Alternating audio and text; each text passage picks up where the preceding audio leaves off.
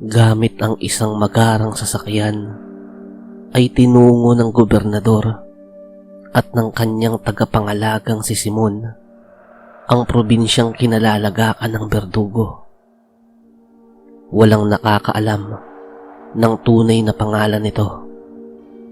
Binansagan lamang itong Berdugo dahil sa dami na nitong napatay na mga bagito at bihasang mga antingero. Oo, at isa ring antingero ang Berdugo. Subalit ginagamit niya ang taglay na kakayanan ng kanyang mutya sa mga hindi kanais-nais na bagay. Lalo pa nga at may kapalit na malaking halaga. Kapag tag-araw ay hindi pumapatay ng antingero ang Berdugo o kahit isangkot ang sarili sa isang kumbate. Sa sobrang daming malalakas na antingero ang nagkalat sa buong lalawigan ay hindi niya isinusugal ang kanyang kaligtasan kapag panahon ng tag-araw. Kahit gaano pa kalaking halaga ang ibayad sa kanya. Pero kapag tag-ulan ay iba na ang usapan. Kung pangsyam sa pinakamalakas na antingero ang Berdugo sa panahon ng tag-araw, ay maituturing ng isa sa 5 pinakamalakas na antingero ng buong lalawigan ng Berdugo. Sa panahong nababasa ng ulan ang buong kalupaan ng lalawigan, tangan-tangan ng Berdugo ang mutya ng putik. Higit na mas malakas, mas mabilis, at mas makunat ang kanyang kalasag kapag nakatapak siya sa lupang nababasa ng tubig ulan. Pumarada ang sasakyan ng gobernador sa harap ng isang mansyon na hindi naliligiran ng kahit anong pader. Hindi nakatakataka ang bagay na yun dahil ang nakatira sa mansyong yun ay isang malakas na antingero, ang Berdugo. Sa isang lamesang naroon ay nagkukumpulan ng mga kalalakihan na nag-iinuman ng lambanog at namumulutan ng inihaw na ulo ng baka. Nagagayakan ng mga ito ng mga pistola sa kani-kanilang tagiliran. Nang bumaba ng sasakyan si gobernador at si Simon, ay agad na nagsitayuan ang 10 kalalakihan. Sa itsura pa lang ng tinataglay na enerhiya ng 10, ay alam na ni Simon na mga antingero din ng 10 kalalakihang yun. Ang isa sa mga kalalakihang yun ay pumasok sa mansyon, habang ang natitirang 9 ay humarap sa gobernador at kay Simon. Agad na kilala ng mga kalalakihan ng 2 bisita. Sino ba namang hindi makakakilala sa isang demonyong gobernador at sa pinakamalakas na antingero ng lalawigan na kay rami ng pinatay na tao? Nasaan ang Berdugo? Maigsing tanong ni Simon na sinundan pa ng nakakalokong pagkakangisi. Hindi naman nakaligtas ang ekspresyong yun sa mga mata ng gobernador. Simon, tandaan mong naparito tayo para hingin ng tulong ng Berdugo. Litanya ng gobernador, tila pinapaalala sa kanyang tagapangalaga kung ano ba talaga ang kanilang pakay sa pagpunta sa probinsyang yon. Matagal nang nanunungkulan sa kanya ang kanyang tagapangalagang si Simon. Batid ng gobernador ang dating naranasan ni Simon mula sa kamay ng Berdugo. Hindi pa ganoon kalakas si Simon noon. Isang opisyal din ang umupa sa Berdugo para patayin ito. Tag-ulan ng mga panahong yun. Sa sobrang lakas at bilis ng Berdugo ay halos walang kalaban-laban si Simon sa naging kumbate sa pagitan nilang dalawa. Halos mapatay ng Berdugo si Simon Kung hindi lamang ito nakilala nito. Noon kasing panahong iyon ay nanunungkulan na rin si Simon sa gobernador. At dahil namukhaan siya ng berdugo na isa siya sa naglilingkod sa gobernador, ay iniwan na lamang siya nitong naghihingalo sa putikan. Pero iba na ang panahon ngayon. Mas higit pang tumaas ang antas ng kakayanan ni Simon. Buhat ng pondohan ni gobernador ang kanyang naging pagsasanay. Dagdag pa ang mga mabibigat niyang karanasan para lumaban at pumatay ng mga malalakas at bigating mga tao, mga kapwa antingero, manlalason, mangkukulam o maimpluwensyang opisyal ng gobyerno.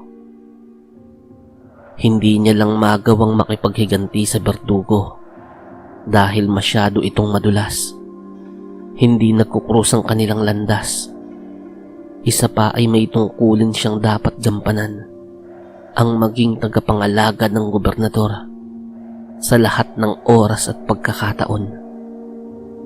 Subalit heto na naman ang pagkakataon. Maaaring magkita sila ng berdugo sa mga oras na yun.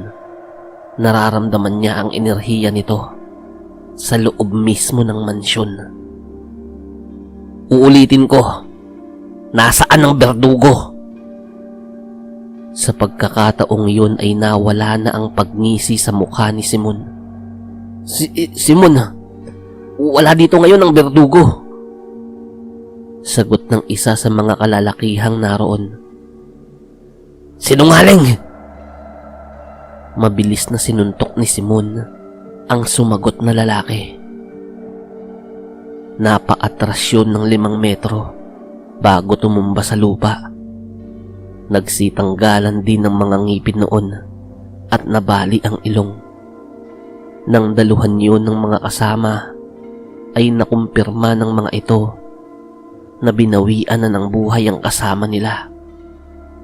Akmang susugod ng mga kalalakihan nang lumabas sa pinto ng mansyon ang isang malaking lalaki na may hawak-hawak na itak. Ang sandatang tangan-tangan nito ay 4 na beses ang laki kesa sa ordinaryong itak. Iyon ay walang iba kundi ang berdugo at ang sandata nitong higanteng itak. Hindi pa man nakapagsasalita ang berdugo ay mabilis na inihagis ni Simon patungo rito ang isa sa kanyang kambal na kutsilyo. Napakabilis noon, subalit prinotektahan lamang ng berdugo ang kanyang sarili sa pamamagitan ng pagharang ng kanyang higanteng itak. Doon tumama ang kutsilyong ibinato ni Simon na sana ay tatama sa dibdib nito. Pero nang tanggalin ng berdugo sa kanyang harapan ang nakaharang na sandata, ay wala na sa dating posisyon nito si Simon. Naramdaman na lamang ng berdugo ang isang malamig na bagay sa kanyang batok. Nasa likuran niya na si Simon. Nang makitang nasa panganib ang kanilang amo, ay nagsipagdukot ng kanya-kanyang baril ang bawat kalalakihang naroon at itinutok sa lokasyon kung nasaan si Simon at ang berdugo. Tantanan mo ang amo namin kung ayaw mong mamatay! Sigaw ng mga kalalakihan. Papatayin niyo ako? Bakit? Kaya niyo? Baka nakakalimutan niyong hindi nakatapak sa putik ang amo niyo. Sige at iputok niyo yung mga baril niyo. Tignan natin kung sino ang mamamatay sa aming dalawa.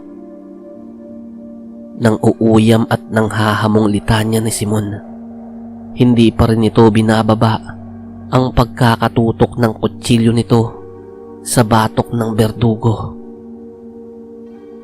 Tama na yan, Simon. Hindi kalaban ng berdugo. Kailangan natin ng tulong niya.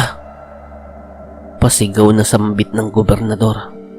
Makikita na ang galit sa mga mata nito. Doon lamang natauhan si Simon. Ibinaba nito ang kutsilyo na kaninang nakatutok sa batok ng berdugo. Nakahinga naman ng maluwag ang mga kalalakihang tauhan ng berdugo. Naglakad ang berdugo patungo sa kinatatayuan ng gobernador. "O Gob, bakit ka naparito? At bakit gusto niyo akong patayin?" Sambit ng berdugo na parang walang nangyari kani-kanina lang. "Pagpasensyahan mo na si Simon. Mas bata siya sa'yo. Mas mabilis uminit ang ulo. Tatapatin na kita. Sumama ka sa amin sa magiging labanan. Kapalit ng 10 milyong piso." Pagtatapat ni gobernador. "Sino bang magiging kalaban?" "Si Lola Chedeng." "Si Lola Chedeng ang kalaban? Tapos 10 milyon lang? Doblehin mo." "Sige, 20 milyong piso." Nagkasundo ang dalawang panig sa halagang ibibigay ni gobernador, kapalit ng pagpanig sa kanila ng berdugo. Ang tanging naging kondisyon lang ng berdugo ay gawin ng magiging labanan 2 linggo matapos ang araw na yon. Iyon kasi ang panahon ng pagpasok ng tag-ulan, oras na mabasa ng ulan ang lupa. Kung saan tatapak ang berdugo ay masisiguro ang kanilang tagumpay sa mangyayaring labanan. Agad naman yung sinang-ayunan ng gobernador. Mas maigi nang makasiguro kesa naman malagay sila sa alanganin kapag minadali ang mga bagay-bagay. Nilisan ni gobernador at ni Simon ang probinsyang yun, sakay ng magarang sasakyan. Habang nasa biyahe ay binasag ni Simon ang katahimikan. "Gob, sigurado ba kayong 20 milyon ang ikakaloob natin sa berdugo?" Seryosong tanong nito. Mahahalata sa tinig ang pagkadismaya sa naging desisyon ng gobernador. "Pagkatapos nating magamit ang berdugo at mapatay si Lola Chedeng, maaari mo na siyang paslangin sa anumang paraang gusto mo." Malakas na tawa ng gobernador. Doon lang napawi ang pagkadismaya ni Simon. Napalitan ng ngiti ang pagkakasimangot ng mukha nito at unti-unting nakihalakhak kasama ng gobernador.